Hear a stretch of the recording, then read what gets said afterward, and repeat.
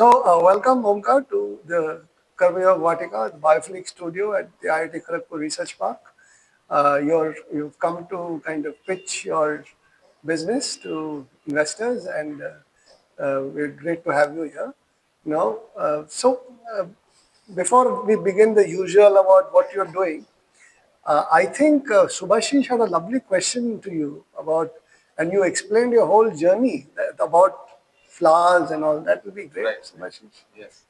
So, are you connected with aromatherapy or something else? Means why you started with essential oil? Correct. So I am in no way connected to essential oils in particular, but Okay. it all started back when I was in my school, and the whole inspiration is in our culture. So especially what happens in our culture is the flowers which are offered to God must be disposed in a respectful manner. And I come from Bangalore, and Bangalore is a urban place where people do not have a respectful disposable manner for these flowers. So there was a situation where so we as a joint family live in Bangalore, but my dad got a job in Gujarat, Vadodara. So we as a nuclear family had to shift there. So over there we had a practice where whatever flowers we used to offer to God, we used to collect it every day. And at the end of the week, we used to put it in a plastic cover, go to a far off place and throw it over a tree, just that nobody stamps it. Even today, if you go to the some areas of Bangalore like Baswangudi, Banshankari, Malleshwaram, you will find flower malas hanging over trees just so that nobody stamps it. So this was the whole initiation of oral essence. This is how it started. As in, why are people looking at flower as waste, right? It should be considered as an asset, True. which people should go after. So then, obviously, essential oil was not the first thing we did. So our first business model was manufacturing nutrient-specific organic fertilizer. So this was way back when I was in my school, when I was in eighth grade, and very lucky to be living close to IIM Bangalore, where there was a small event in IIM Bangalore called Eximus, and over there was a small session just like these, and over there I just pitched and I got the contact of an investor who then was so supportive for the next 6 months, helping me, with all the kind of questions which I would have had to go through if I would have initiated the business. And then in that process, we understood that it is not highly viable at that point of time. That is when we couldn't continue with that business model, but the problem statement was always engraved in me. So this was an eighth standard. Yeah, this was an age stand. Great. Amazing. Then Started so early. 100%. So as soon as I heard that there is a career specifically dedicated for entrepreneurship, for solving problems, I knew that this, if I'm doing something in my life, it's going to be this. So then it started, and then I got into my engineering. So engineering was the first occasion where I had access to all the labs: chemical engineering lab, mechanical engineering lab, biotechnology labs, right? So I am extremely curious and I try to go explore things. So then we got an opportunity where we had to participate in one of the competitions. It was a state level business competition. And for that, we started brainstorming and we started working out on solution. And that is when we came down to this idea specifically. We thought about its viability and we even pitched it. And luckily, what happened was we even won the event back when I was in my second semester in engineering. And then we were also recognized by one of the judges who were present when we were pitching to them, and he continued to mentor us for the next 3 to 4 months, where he guided us on how to make the pitch deck, what are the key aspects to look out for. At the same time, because we were in an engineering college, all thanks to my college, the Anand Sagar College of Engineering, where I got access to massive amount of resources without paying anything. Just because of being part of that college, I have access to all of the resources. Right. So then I was able to go explore, utilize these resources, do experimentation, and it situation came to such an extent that although I'm a computer science and design engineering student, I used to spend so much time in chemical engineering laboratory that people started doubting if I am a chemical engineering student. That's seniors and students over there, they started asking which class are you from, you're always here, what are you doing. teachers used to get confused whether I'm a chemical engineering student.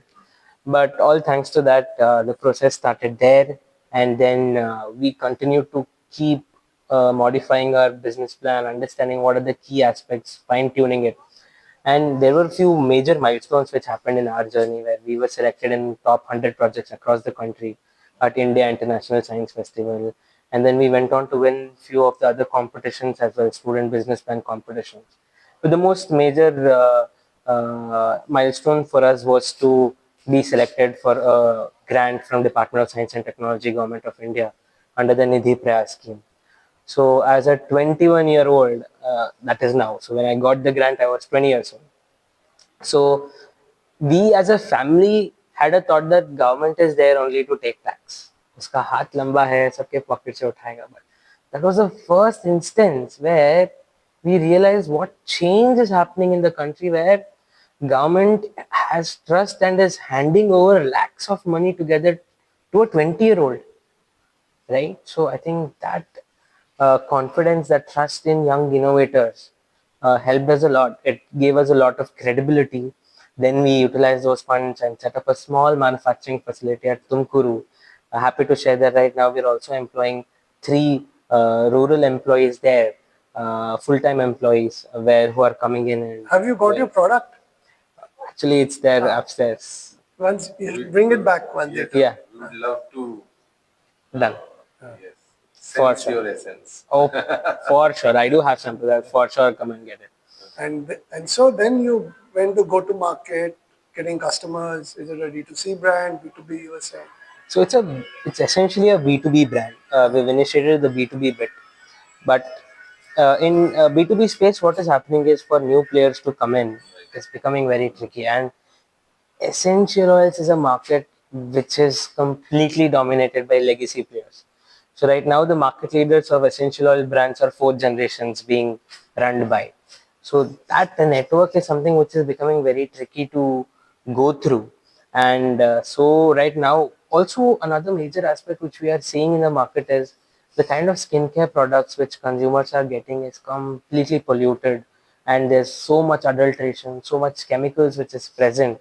So there has to be a change in that bit as well. And when we just, as a customer validation and as a pilot, we started giving in samples, the kind of feedback we've got was highly inspiring for us to even get into the D2C mode, because people started coming and asking for the product. So right now we do both D2C, B2B, and I would say we have not achieved a complete product market fit, but we are in that direction. And how many flavors? Like, what's the output now? Like, how much are you looking to produce by the end of the year? So per month we have a manufacturing capability of 3,000, 4,000 liters of hydrosols. So it's not one product. We are into hydrosols, essential oils, organic pigments, cellulose fibers, various other products. But we have a huge processing capability, somewhere close to 2 ton per year. But where we are putting more effort is cracking in the market, trying to understand where a consumer That is is. that is always the biggest challenge for people doing good work. Right. People focus so much on creation that the control of the marketing distribution is with the Unilevers, P&Gs, ITCs, the last mile, the Pepsis, and how that distribution that they have built is really the critical. Of course, with D2C, you get access, but then the cost of acquisition CAC goes very Exactly. high, right? Exactly. So there is a way you have to build that. So that's really the purpose of this. What we want to build is this last mile particles which act as a distribution and sales point for your kind of products. This Which, is, I think, in a need of ours yeah. right now, because we come in from engineering and technology perspective, and having such places which promotes such products is really required. No, absolutely, Omkar. Wishing you. I mean, this. I'm 51. He's 48. His story is also very inspiring. Wow. But that I will send you the link Oh, of got his it. story. Is a thing, but it's inspiring. As a 51-year-old, I'm inspired by you. So really good. I think I'm really happy to hear this, and hope to inspire more people coming along and trying to bring in more impact as I can in the Yeah. future. Yes. Lovely. Lovely. And best of luck on the award. I mean, Yes. on Thank you the so Wish much. you all the best, Omkar. Thank you so much, sir. And I love your confidence. I love your body language way of telling that it actually proves that you are so much trained yourself since eighth or before that Oh also. wow, thank you so So in much.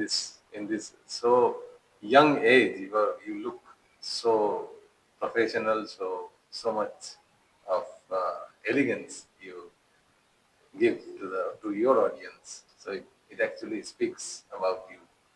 Thank you so Very much for nice, these kind words.